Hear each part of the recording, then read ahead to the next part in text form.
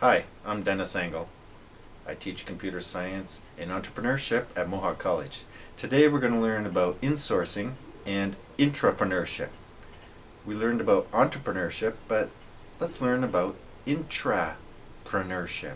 Doing business within our company. Intra.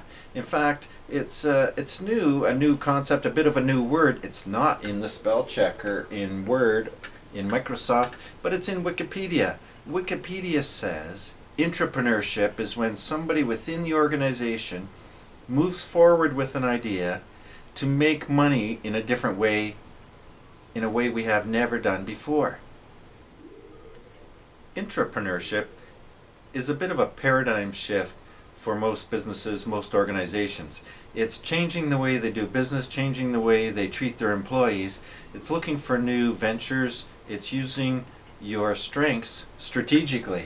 And when I say paradigm shift, I mean, here's our business, we're increasing bit by bit, but let's get off of that line. Let's get up here and do something different, totally different from how we've made money before. Intrapreneurship, and we're going to have a paradigm shift. So let's use the words insourcing, outsourcing. Outsourcing, of course, is taking some business process that our company has, or our organization, and outsourcing it to a third party, to another company. Usually it's something that's a generic business process, something that we don't use to be competitive, something that's not strategic. The opposite is insourcing. And again, we usually want to do something that we do well, something that is one of our strengths, something we do strategically well. And we're going to be bringing business from other companies into our company for money. Here's an example. Think of the Marriott Hotel. One of the things they do well, housekeeping. They clean things. They clean rooms, they clean the halls, they vacuum. They know how to clean. They clean really well. Other things they do, reservation systems, they build the hotels, they manage them, e-commerce, sure, they do a lot of things. Mohawk College. Mohawk College, we have dirt everywhere. I know, I can see it.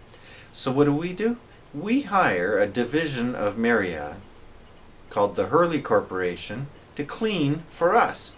Keeping our halls clean and our classrooms clean, that has nothing to do with teaching. Nothing to do with learning or students. It's a utility, a generic function that we need to have here at Mohawk College. So we have outsourced that function to the Hurley Corporation, and it's those people who clean our building for us. Okay, so if you're the organization or the company and you have lots of employees, how can you encourage your employees to think up new ideas? Well, one way is to share the money. So if they can make more money, maybe they can keep some. If somebody works in a department and you can think of a way for the department to make more money, maybe that budget stays in the department so they have better resources. A few summers ago, Mohawk outsourced our parking lot to Ford, meaning we insourced their business. So they were parking surplus cars in our parking lot in the summer. We didn't need it in the summer. They needed extra space. So our college earned extra revenue from Ford just by leveraging one of our assets.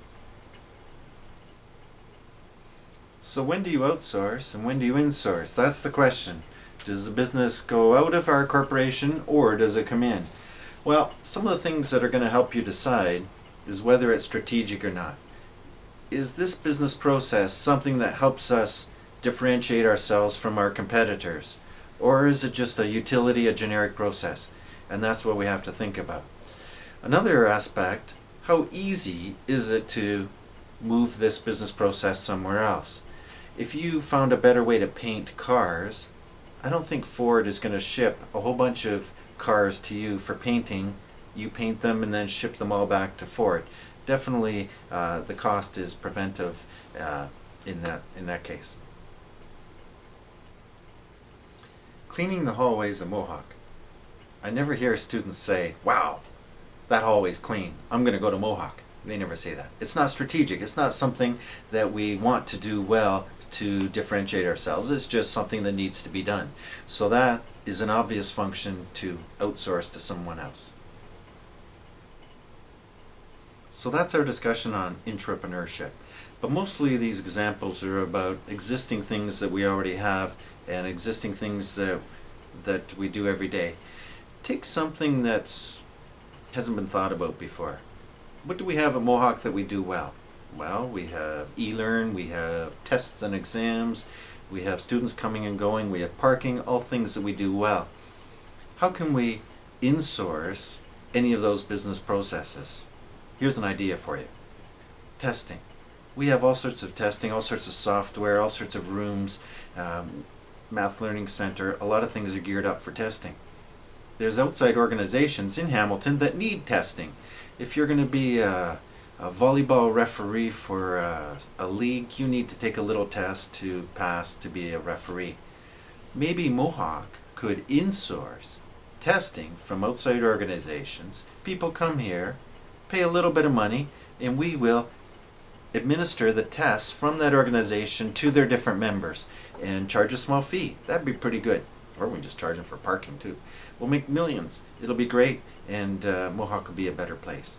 So there's an example, and intrapreneurship, definitely something to think about, and it's a way to be an entrepreneur but work for a company and an organization at the same time.